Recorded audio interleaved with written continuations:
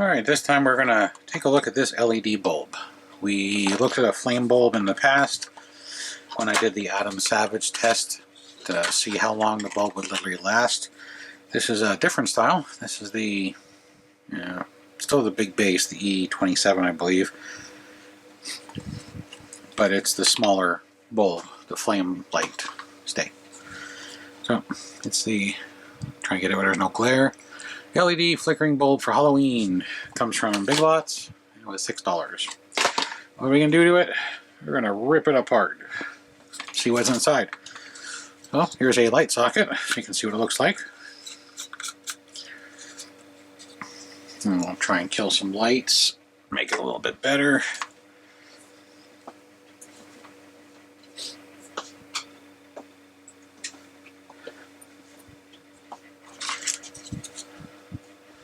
Probably swamping out the camera a little. It's flickering up and down. It doesn't invert, although in a picture it shows it upside down. So, it doesn't look bad. It's got a little hot spot right there. It's hard again to see in the camera viewfinder, so I don't know what it's going to look like on the video. So let's unscrew it so we don't have any live power. Let's get a light on. And let's try and break this thing open and see what's inside. I'm going to assume this runs on 3 volts. It does not have anything on it except for the 120. So there's the little circuit board. And we have, let's get some better light that's not so bright. There we go. Yes. There we go. Better light, not so bright, so you can actually see. Here's the LEDs that face out to the sides. And then it has 2 little LEDs here and 2 here that point this way. So,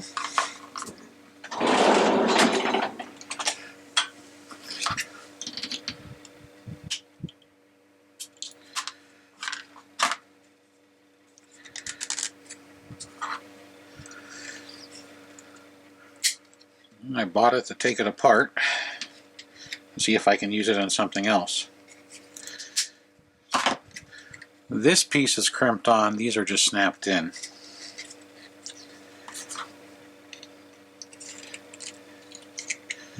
So,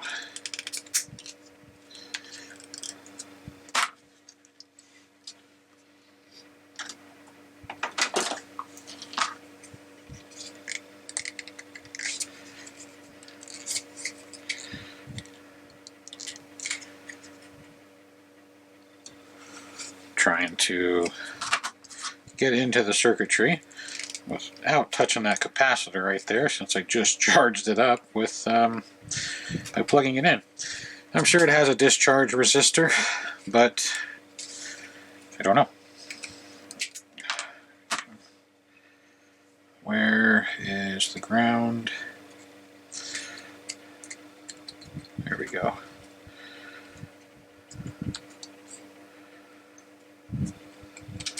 Got it.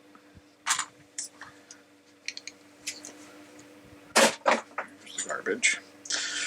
So, here's the hot, here's the ground, or the neutral, the return, through the capacitor, which is a dropper for the voltage, rectifier, which is that little chip right there, oops, sorry about that, which tells the, or changes from AC to DC.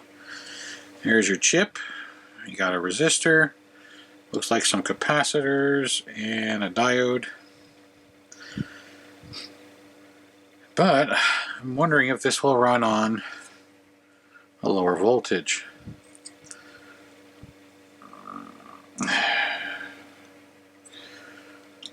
The 250 volt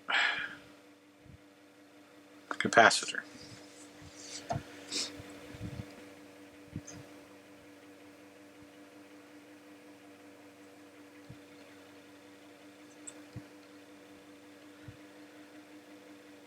Sorry, just reading the print on here. It looks like these two pads right here take a DC voltage that's around 4 to 5 volts. So we're gonna turn on power. I'm gonna set it just under 4 volts.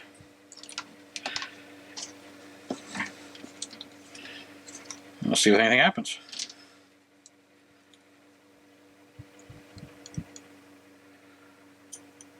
Nope. Whoop. That's 3.5 volts.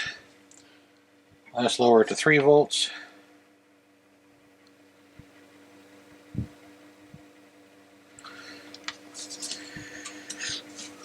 So yes, this can actually run at a lower voltage. I can remove the higher voltage stuff. The reason it's not getting a good connection is there's a coating on it. I'm scraping off.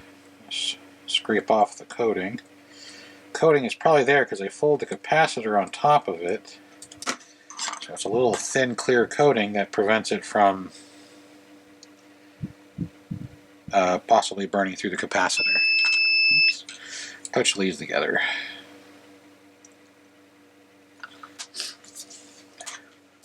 So right now it's running at 3 volts, which is a little bit better. It might be hard to tell on the camera, but when I was running it at 3.5 volts, the LEDs are really bright.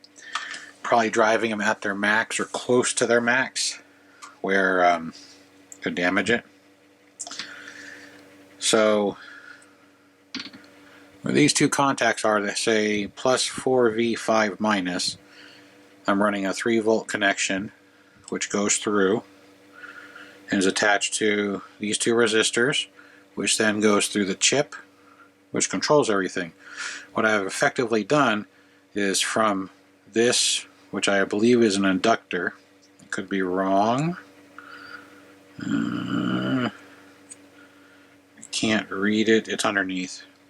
So basically I'm removing this resistor, this rectifier, that diode, what I believe is an inductor, that resistor, and this capacitor from the circuit. So I'm removing the bottom half of the board. So instead of this running on a 120 volt base, I can now just basically, if I wanted to, snip or cut bottom half of the board off, and I can use this for something else. Like if you watch the last video, or one of the last videos about the contest, I could use it inside a house like this. So in order to do that, I need to solder some leads on it. So let's do that real quick just to see what it would look like inside the house. Oh, got a scrap of wire here, a little long, but nonetheless it's a scrap.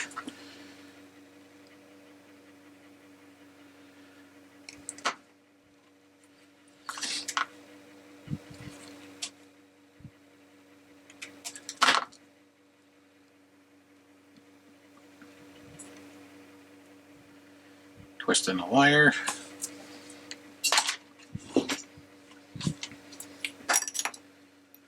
Get some solder. So I'm going to go ahead and solder to these two pads, this wire once it's up to temperature, and I'm just going to stick it inside the house and see what it looks like. The other style lights, the big rounded ones that I use on the other video where I was testing Adam Savage's principles, this piece wasn't connected, this regulator or voltage dropper wasn't attached to the actual LED board. It was attached by wires that you could just desolder. So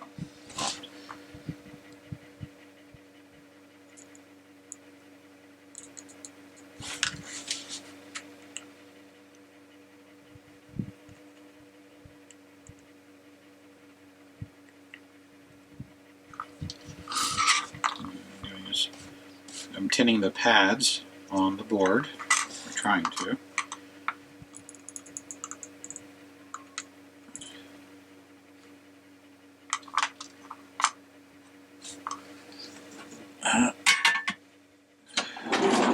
Only one of them is tinning. so I might have to scrape the other. I don't think I got all the coating off.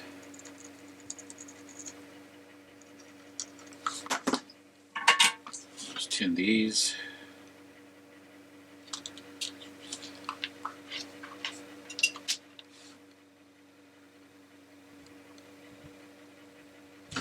Okay.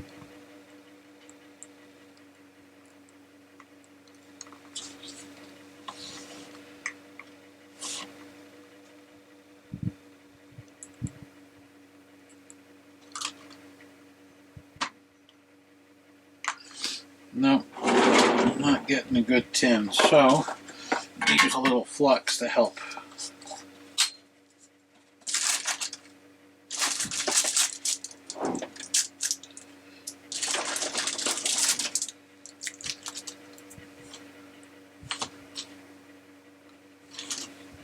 Oops, too much flux paste. A little flux paste. Flux helps the solder flow. It's etching flux. It's etching flux, so it's corrosive. So I'm hoping it'll burn through or eat through the material on the board and allow the solder to stick, which it did. Clean the tip so I don't have that stuff on my soldering iron for long.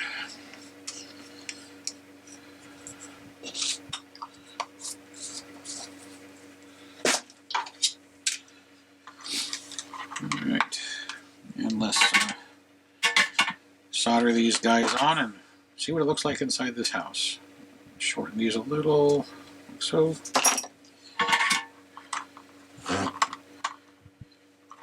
Have the blue wire be my negative.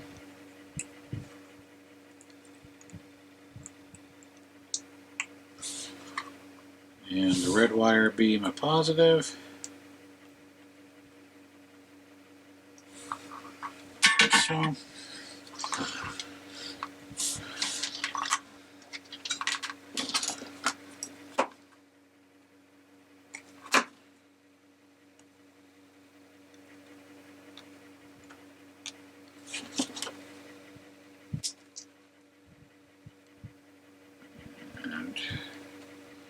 And just a second here.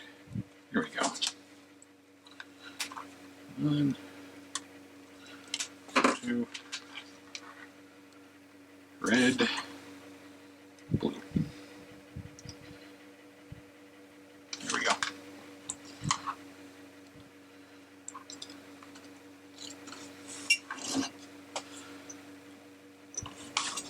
I got all this wire. Just get it all out of the way.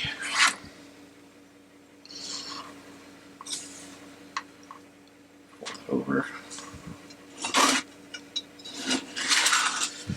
Now let's turn off some lights so you can see what it looks like.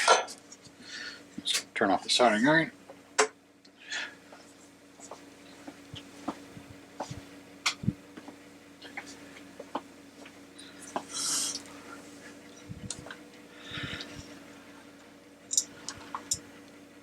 Now, hopefully you can see it. Now let's put this piece in the garage like it's supposed to. Like so. You can see it flickering. You can see it's illuminating the whole house. So something like this could be a cheap way if you want to make a relatively bright flicker light for your Lemax house, Department 56, or just a random non-lit house. You can make it run off the 3-volt adapter with a 3.5 millimeter jack. You can make it run off the 4.5 volt adapter if you run a resistor. Let's just see if we can make it a little dimmer. Here we go. Here's 2.5 volts, so it's not as intense. I actually like it better at this. So a small resistor would work perfectly on a 3-volt adapter from Lemax, and you could have yourself a very flickery house. Or you could stick this inside of a pumpkin. Carve a pumpkin, whether it be real or foam, shove this in there, Put a resistor on it for a 9-volt battery and use it at night for your Halloween. So that's what you can do with the light from Big Lots. Most LED lights that you get from a store, the candle style, the flickery ones, they don't run on 120 volts. Well, they do, but they don't run on the lights don't. They have a converter inside, a voltage dropper that you can usually bypass. This one's kind of nice because you just lift this capacitor up and there's the DC pads right there to solder onto. Once you clean off the little clear residue they put on there to protect it from burning through the capacitor. So, because I'm sure if this was still plugged into 120 volts and you put a meter on there, it'd tell you it's about 4 volts. I like under running it just because it's a not as intense light. It looks better. So you can see the 2 on the side are flickering here, and the 2 on the side are flickering there, and then the top one that flashes every once in a while. So, but this is a $6 flame light from Big Lots. I'm sure there was a place to sell it too. I just happened to see it when I was walking through their store. Figured it'd be kind of neat to tear it apart and see if it could be used for other projects outside of screwing it into a standard light socket. And yes, it can be, and I'll probably end up using it on something in the future. I have some of those foam pumpkins. I might just cut some of the components off.